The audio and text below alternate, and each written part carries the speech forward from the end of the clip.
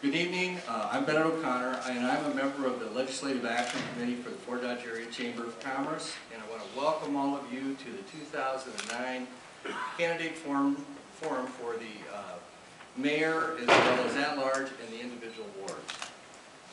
The Fort Dodge Chamber Action Committee, in cooperation with Iowa Central, has put tonight's forum together. We have runners that will be handing out the 3x5 cards and pencils. I assume that some of you have already gotten some of those. We ask that you get those filled out as soon as possible. Try to write as legibly as possible. That's part of the job for our sifting committee. Tonight that will be made up of Dr. Richard Jacobson and Melissa Nanigan. And their job is to make sure that the questions that come through tonight are not personal in nature, that they consider pertinent to the particular jobs, and also so that when they finally get up to me, I can read them. So try to make them as legible as possible. Okay, they've been instructed not to pass on to the podium any personal questions. I think I told you that.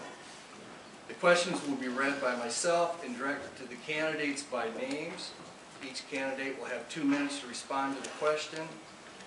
Timer sitting in the front of these candidates, down here, he will show 30. That'll appear on the time clock when there is 30 seconds remaining for your time allowed to complete the question. A card with time on it will be flashed when time is up. Candidates who extend time risk losing the opportunity to respond to the next question, okay? Each candidate is allowed 2 minutes for closing statements, and prior to the forum, the candidates have drawn names for the order of questions and closing statements. And at this time, we are going to open this up. There were 3 questions that all the candidates received prior to coming down here tonight. And I'm going to start right off to my left with Cindy, and we'll just start right on down order. As we move down through the questions, folks, I'll just start moving it down. You'll start next from the line and so on and so forth. So, first question that we had for our candidates tonight is, if elected, what actions will you take to help Fort Dodge's growth and progression? I think we've had a lot of positive things happen over the last 4 years. Now can you hear me? There we go. We've had a lot of growth and a lot of progress over the last 4 years. Hopefully that you have seen that change from what has been in the past. A lot of it has been to businesses who have stepped up to the plate and individual involvement. We have to continue utilizing those resources and those individuals as we move our community forward. We have a lot of plans in place. We need to continue to utilize those in a well thought out and well planned manner. One of the things that the mayor does have responsibility for, and that is for the boards and commissions, for the appointment of those with council approval. We currently have 19 boards and commissions with over 100 volunteers. What I plan to do is meet individually with each one of those when it comes time for either reappointment or if somebody has turned in an application. I think we have a lot of community leaders out there that have not surfaced yet.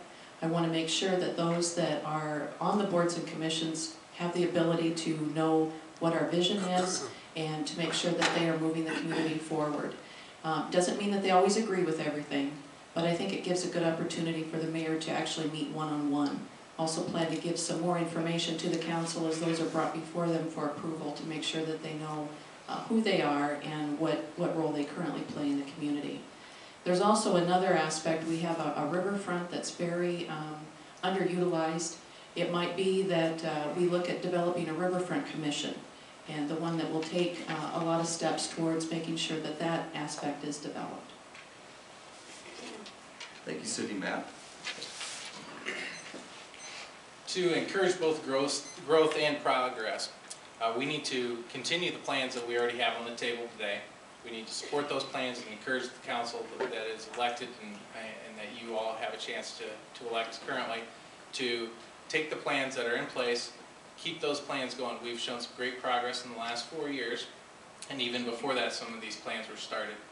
We need to continue to work with economic development. We need to continue to work with our chamber and with private organizations that want to invest in our community. The plans for development that the city's already done are everything from the Envision 2030 plan, the R.A. Smith study, and the downtown study. Those plans need an implementation factor, and I believe that we can get those plans implemented with the council and actually the public's involvement. To encourage the city to invest in infrastructure to be prepared for the growth and progress that our community could see in the near future is vitally important to any growth facet. So if we're going to grow our community, we have to be prepared ahead of time. So our public investment will breed the private investment that is going to bring us the growth and the prosperity that we all desire for our community. And we also need to seek opportunities with both federal, state, and county officials to see what kind of coordination we can have to make it a group effort, not just always a city effort. Thank you, Matt. At this time, we'll start down through the next group of